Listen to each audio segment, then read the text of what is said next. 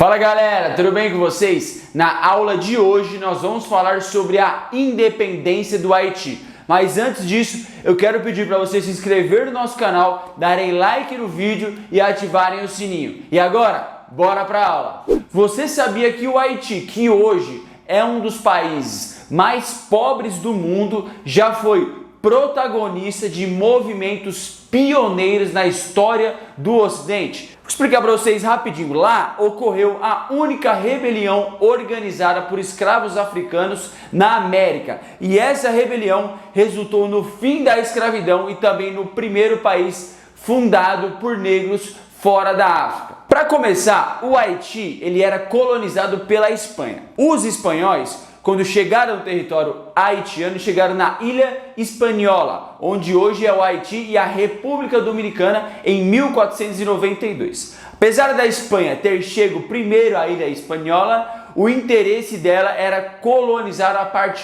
continental da América. Lógico, né, gente? Na parte continental existiria ali mais possibilidades de exploração de recursos dentro do território haitiano. Além disso, gente, a posição geográfica da Hispaniola favorecia a navegação e o comércio entre a América e a Europa. E isso vai atrair outras nações europeias, como a França, para ocupar essa ilha. Então, em 1697, a Espanha reconheceu a soberania francesa na parte ocidental de Hispaniola e lá foi fundada a colônia de São Domingos. Como a França era colonizadora do Haiti, todos os processos que aconteciam lá na França influenciavam diretamente o Haiti. Por isso, em 1791 estava acontecendo a tal da Revolução Francesa.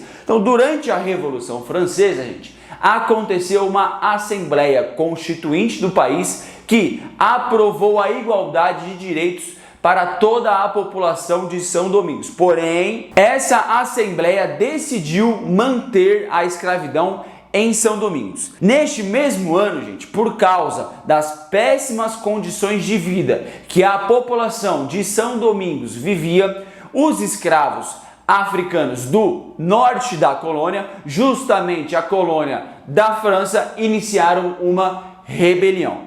Como forma de protesto, eles abandonaram as plantações, atearam fogo nas plantações de cana, destruíram os engenhos e executaram vários proprietários brancos. E isso vai dar um problemão, lógico. Nesse processo da Revolução, houve um período chamado de período de terror, lá da Revolução Francesa. Esse período aconteceu quando o governo jacobino estava no poder. Para quem não sabe o que é esse tal de governo jacobino, ele possuía algumas ideias iluministas e por isso defendia que todos os cidadãos deveriam ser livres. Por conta disso e dessa mentalidade, o governo jacobino aboliu a escravidão nas colônias francesas e isso gerou um clima revolucionário imenso dentro de São Domingos. Em pouco tempo, gente, a rebelião se espalhou para o restante da colônia. Então, os revolucionários defendiam as ideias de liberdade, igualdade, direito à propriedade. Isso nos remete ao quê? Ao iluminismo, certo, galera? Então, eles se inspiraram no que estava acontecendo lá na França, ou seja, na metrópole deles. 3 anos após o início do levante, um ex-escravo aderiu ao movimento, ou seja, passou a fazer parte do movimento.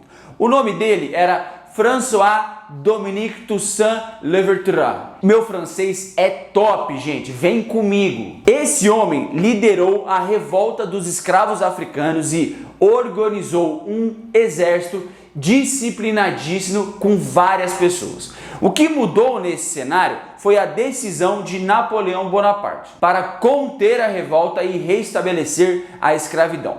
Para isso, ele enviou cerca de 25 mil soldados à região.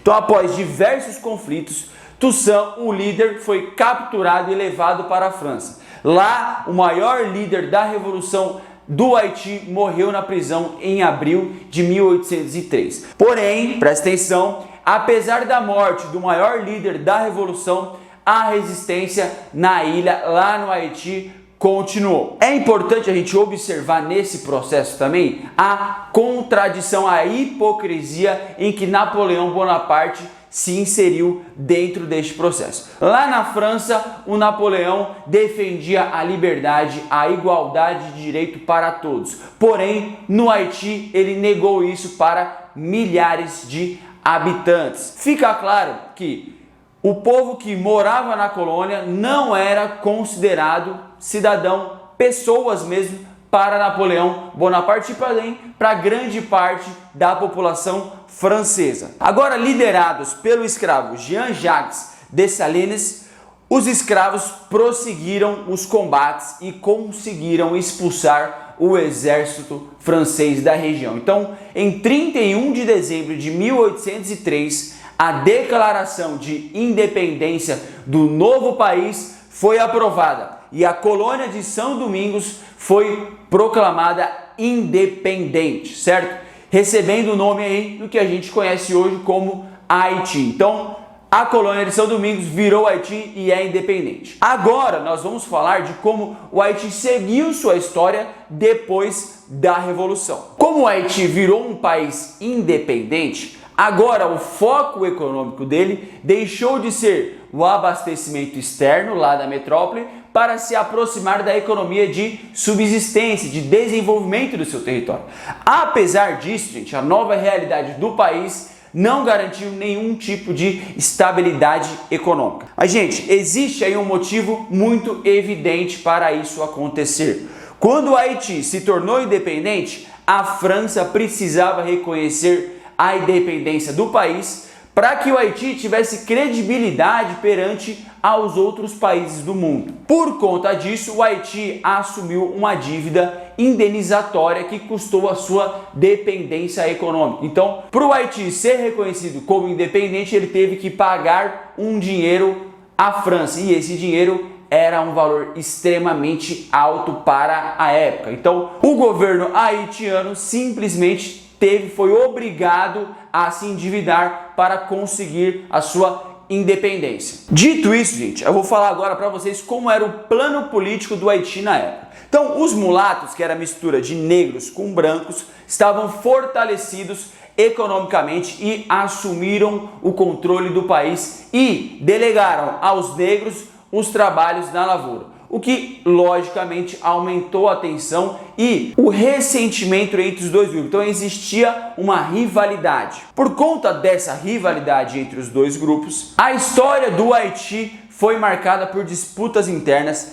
pelo poder que deixou o país vulnerável à influência de outros países. Por exemplo, durante o século XX, o Haiti foi alvo de forte intervenção militar dos Estados Unidos entre 1915 e 1934. Além disso, galera, também houve um período ditatorial imposto por François Duvalier, que foi entre 1957 e depois 1971. Depois disso, a ditadura aconteceu com o seu filho. Então, esse primeiro ditador morreu e o seu filho assumiu a ditadura até 1986. Então, após o fim desse período ditatorial, o Haiti vivenciou outros golpes de Estado que agravaram as crises financeiras e políticas. Em fevereiro de 2004, por exemplo, ainda com muita turbulência política, aconteceram violentas manifestações e com isso outros países interviram,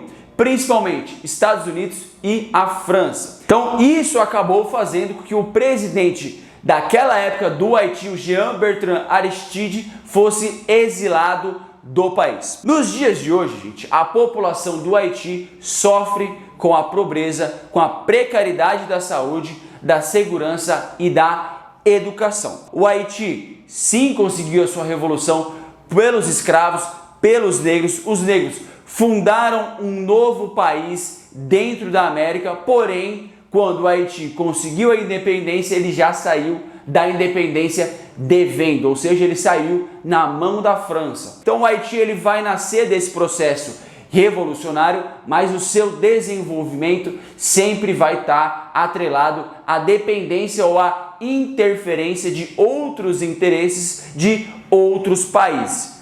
Certo, galera? Então, isso foi o principal dos motivos que fez com que o Haiti fosse hoje um dos países mais pobres e subdesenvolvidos do mundo. Certo, gente? Essa foi a nossa aula de independência do Haiti de hoje. Eu espero que vocês tenham gostado e até a próxima.